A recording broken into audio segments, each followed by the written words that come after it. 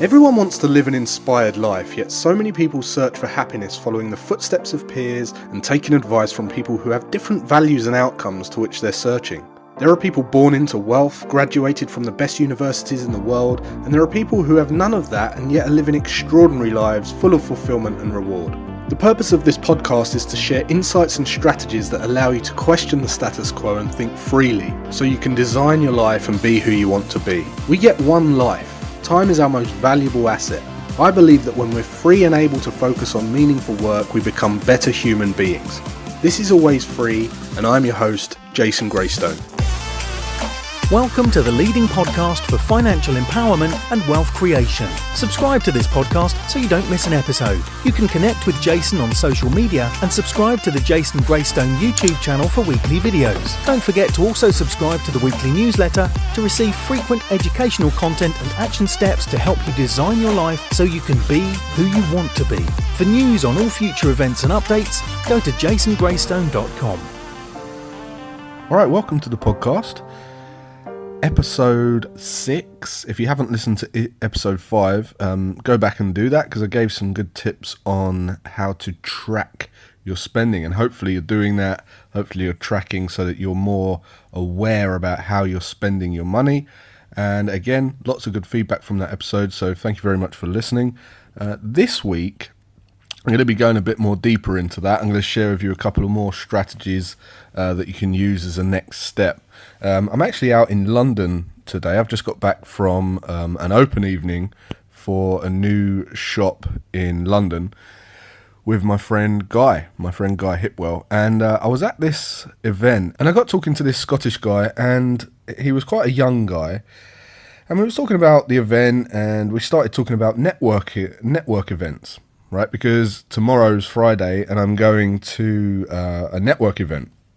And we was talking about networking events, and he said, I've started doing a lot more networking events because everyone I seem to know, like my family and friends, they seem to, whenever they're in a social environment just between the friends, he said, he's really noticed, he's become aware of how everyone seems to want to talk about negative stuff. It's almost like, he said, it's almost like it's their way of approval by being negative. It's like they want to be negative, and they want to feel accepted by sharing negative news. It's like they're afraid to talk about anything positive because they won't be accepted. And he said, I just really became aware of it. So I've started, venturing out and meeting new people, and it just seems like a breath of fresh air. And he said, it's the same, I don't know about you guys, but I've found this as well, when I was around the estate, and when I was, definitely in my younger days, I'd surround myself with people who'd always talk, it's always the same conversation. It was like the weight, the job, the boss, the weather, the traffic was bad, money's bad, all that kind of stuff, all the negative stuff all the time. I don't know if you've found that yourself, but every time you get together, it's the same conversations. And it's almost like, right, let's meet up, let's talk about the same thing, bum, bum, bum, bum, bum, negative, negative, negative, how bad everything is, right? And you kind of see it everywhere. Once you become aware of it, you see it everywhere. And that's what this guy was saying. He said, I just had to kind of venture out a bit, because I just noticed that everyone in my family was talking negative all the time. And, first of all, if you do become aware of that kind of thing, it is, I get it. It happened to me. The more you're if you're working on your self-development, if you're developing as a person, you're expanding your awareness of life. You're educating yourself.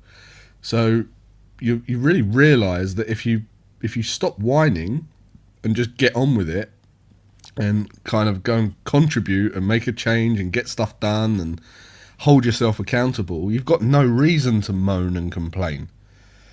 And that's what this guy was saying. He just said, look, I know that my life is in my control, and there's no point moaning. There's no point doing the same moaning over and over again. But another good thing about getting out and getting around the right people is because positivity kind of breeds more positivity. So you find it hard to be in an environment where the atmosphere sucks the life out of you. You just tend to not find those types of atmospheres. Someone asked me yesterday. They said, "Oh, I bet all your days are up days," and I said, "No, my days aren't up days. But I just accept that there's going to be some problems, some challenges, and I just get on with it." But when you're in these kind of social groups that kind of suck the life out of you, instead of sharing wins and talking about positive progress, most people just tend to talk about problems they're having. And it's almost like they feel that they've got to talk about the negatives so that they don't offend anyone. And when you're in those environments, it just feels like Groundhog Day. It's like they've set an agenda to go over each and every time they meet. Weight, job, boss, money, traffic, all that same thing. And it's like, oh man, But when you're focused on developing and moving forward and progressing, you can probably stomach these conversations a few times before you realise that they're just literally complaining about the same thing every time and doing nothing about it. This is the thing, they do nothing about it. There's been tons of times where I've just had to exclude myself from those environments. And yeah, there's been times where I thought, actually, this person sounds like they're going to change, and then they do nothing about it. They complain so much about something, and I think, well, they're definitely going to change, and they do nothing. It's just the same thing, years and years. Now, here's the kicker. The problem is, as you're developing as a person and you're becoming more aware, you're developing awareness, the difficulty is having these meetings with people or being around these people, but you feel like you want to give them advice. But the hard thing is giving them advice without sounding condescending. I wonder if any of you have had that, because you've built your awareness. So you know the answers to some of this stuff, but now, because the contrast is so big, because you're just hammering home on your self-development, there's such a big contrast that you struggle to even give advice. So you find yourself wandering into another room when you're in these environments, pacing around trying to figure out how you're going to even fit into that conversation anymore. And that's normal. That is generally what happens. That's called outgrowing people. And what you need to understand is there's just two types of people. There's ones that get what they want, and then there's the other people that achieve very little or nothing. And the people who get everything they want, they're the people who have a vision. They step into the vision and they just go for it. The people who never seem to get anywhere, they're what you call creatures of circumstance. They've got no strategy. They don't, they're not taking any actual steps to get success. And they also seem to think that life happens to them, if you know what I mean. They kind of think that they're just the victim. Life is just happening to them every day and they've got no control over it. And they focus on problems and they just end up attracting more and more problems. And it's all because they're vibrating on that negative frequency. So the event I went to, I was with Guy, my friend Guy Hipwell, and he actually said to me a couple of weeks back, he said, "I love our meetings, mate, because when I'm around you, I feel like, I'm my best self. I feel like I'm uplifted." And it's not that I deliberately give inspirational talks or stand there beating my chest like Tony Robbins. I'm not like woo-woo, all that kind of stuff. But all I do is just take control of my, I'm upbeat because I vibrate on that positive frequency. I'm accountable. I'm not complaining. I'm not moaning. I'm in control. I'm accepting the circumstance. I'm the driver of my life. So it's not like I'm just some airy-fairy, upbeat Tony Robbins who's always like, beating his chest. I'm just upbeat because why not be? You're in control of your life.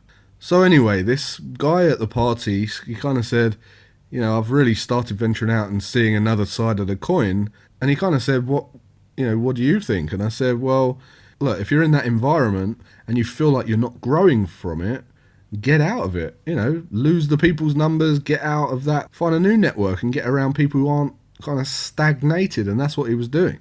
It sounds harsh, but you don't have time for this. Like, how many times have you got left around the sun?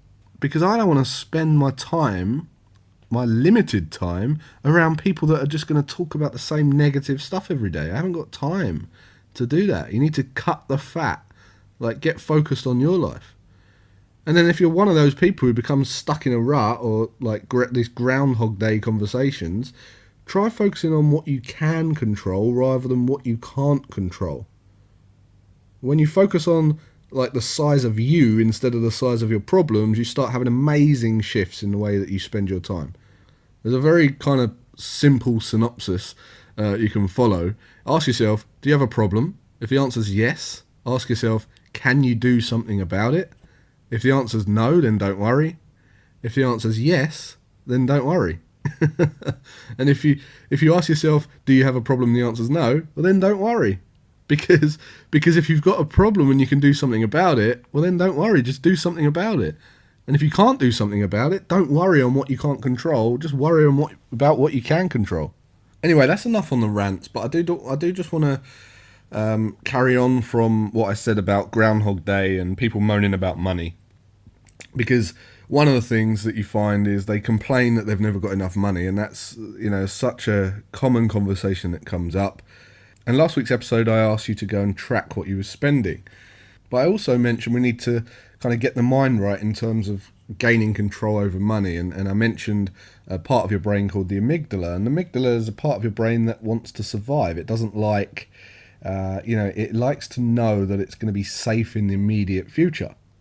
But we also need to understand that if we want to, get control over our finances and really master this, we need to get our survival brain in check, because we need to be able to make decisions that kind of go against what most people deem as comfortable, let's say. So I want you to think about what you consider is a lot of money to carry around with you. As a rule of thumb, let's just say a few weeks' pay. So let's just say, between £1,000 and £2,000. In fact, let's just say £1,000 or $1,000 just to keep it simple.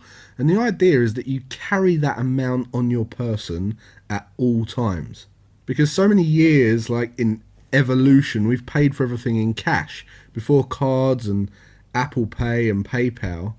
By having £1,000 cash on you at all times, it keeps that amygdala part of your brain, the animal brain, we call it, in check. It keeps it calm because it tells you that you're able to survive for a week if you lost everything.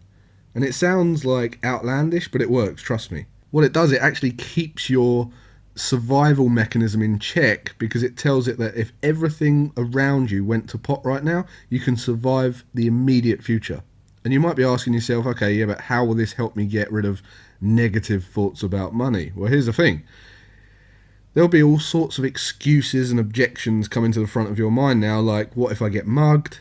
What if people think I'm flash? And that's the whole point. If you think, if I have money, I will get mugged, well, then you've still got a negative belief towards money. You think that if by having money, you will attract muggers. You think that life is happening to you. And if you think you'll lose it, well, then guess what you'll do if you ever attract money? You'll lose it. You'll get rid of it as quickly and as fast as you can, just like those lottery winners. You see the lottery winners that win the lottery, they blow it all in no time. And another hidden benefit to the exercise is if you've got cash on you, you appreciate how much things cost a bit more. So, we're tracking our expenses now. If you went into an Apple store and went to buy an iPhone, sticking £800 on a credit card doesn't really seem real. But if you start getting the cash out and counting out 10, 20, 30, 40, 50, you think, wow, that's a lot of money. So it helps you think about what you're spending as well. And what this helped me do was to not spend money on things I didn't need, because I didn't want to break a £50 note. So you end up not buying the coffee and all the little things, the chocolate bars and the stuff that adds up. Remember, your wealth is not limited by how much you earn, it's what you spend your money on. So I highly recommend trying this exercise out. Try it for at least 90 days. They say it takes 45 days to remove a habit, then around 45 days to install new habits. So give it a go, and I promise that it will have an impact on your life. And I think you'll even start to attract more money by doing it instead of attracting problems. So remember, the exercise is to carry a week's money on you at all times. And if you lose it, then you have to find it again. If you spend it, you've got to make up the difference. So give that a go and let me know how you feel. And let me know what difference it makes. All right, and just to finish off, last week I mentioned I was going to talk a little bit more about how to optimize the expenses because you're tracking what you spend. Now, I'm not a fan of scrimping. I'm not a fan of driving 10 miles up the road because you get 2p difference in fuel. I'm not that. I don't really like that. I don't promote that. But as you're tracking your expenses, what we can do is we can become aware of where we're leaking, and we just want to patch that up. But instead of scrimping and being really, really tight, which I don't like, I like to think of, once we understand what we're losing, where it's leaking, I like to think of a way of optimizing that leak. So instead of, now you've written down everything that's leaking out of your bucket, what we want to do is we want to see how we can use that now to accelerate wealth, accelerate our way to financial independence. And there are things you can do. So first of all, if you've got your list of stuff that you're spending, particularly track kind of unused memberships. They're a massive one. Life insurance, you could do a negotiation on your life insurance, energy costs, gym memberships. Lots of people don't go to the gym, but they've got this running gym membership. Another one is inflating your tires on your car, making sure they're inflated, because believe it or not, that does use a lot of fuel if you've got flat tires on your car. Looking after your teeth. I know a guy who was just on his way abroad to get a cheaper operation that was going to cost him £20,000. It would have been £60,000 if he'd been in the UK, and it's because he wasn't looking after his teeth. So it all came to a head. Massive outlay on your teeth. But if you just look after your teeth, you're going to save a lot of money in the long run. Things like turning off your power to your appliances. You can buy these kind of strip power things that automatically go off, because your TV and all the rest of it is using this pretty much the same power when it's in standby than it is when you're watching the TV. So it's well worth checking out those kind of power strip things. Changing all your lights for LEDs, cooking your own meals, maybe stop going out as much for meals. Turning your hot water down a few degrees, install a thermostat in your house if you haven't got one. Stop buying takeaway coffee. If you've got, try walking to work. If you've got a car that you don't really use a lot of, sell it. Get better deals on your insurance, your energy suppliers. Stop buying expensive cleaning products. Get some of the cheaper cleaning products. Consolidate any debts that you might have, and that kind of thing, right? So really go through the list and see how you can save. And what you want to do is, next to that list, write a kind of priority of how much of a priority it is and how much you could actually save in doing that. Now, you might work out that you could have, £200 a month saving. It's quite easy to save up to 10% doing this exercise. You might have £100, £200, £300 saving every month. So once you've got that saving, what you want to do is you want to optimize the savings. So optimize that cash. So spend it like you was going to spend it anyway, but accelerate your journey to financial independence by spending it on an Audible membership, or spending it on books, or spending it on a seminar or a webinar, or go to a networking event. Or if you're running some business expenses, you might save that and hire another team member, or outsource some of those jobs that take up a lot of your time. You might hire a mentor or a coach. You might increase your savings. You might just save it. You might increase that cash buffer that I spoke about having 3 to 6 months of savings, put it in there. You might add it in there and accelerate that, so it allows you to think clearer. So I want you to think of it in terms of optimizing what you're already spending, rather than scrimping and saving and cutting down on this, cutting down on that, and like living like a peasant. That's not what it's about. You need to feel inspired in this journey. You need to feel good, and it's not about that. So I want you to do that. Let me know, kind of how much you managed to save. Let me know if you've allocated those expenses elsewhere and how you've done that. And just give it a go, and also carry the cash on you. So hopefully you do it. So next week we're going to be talking about automating your banking and stuff like that. More mindset stuff. I look forward to seeing you then. Until then, take care. Have a good one, and I'll see you then.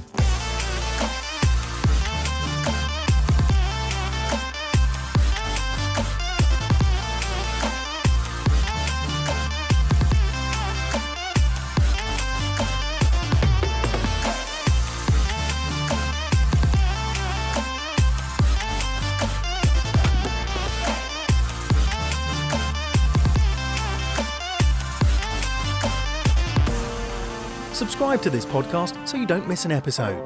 For news on all future events and updates, go to jasongreystone.com.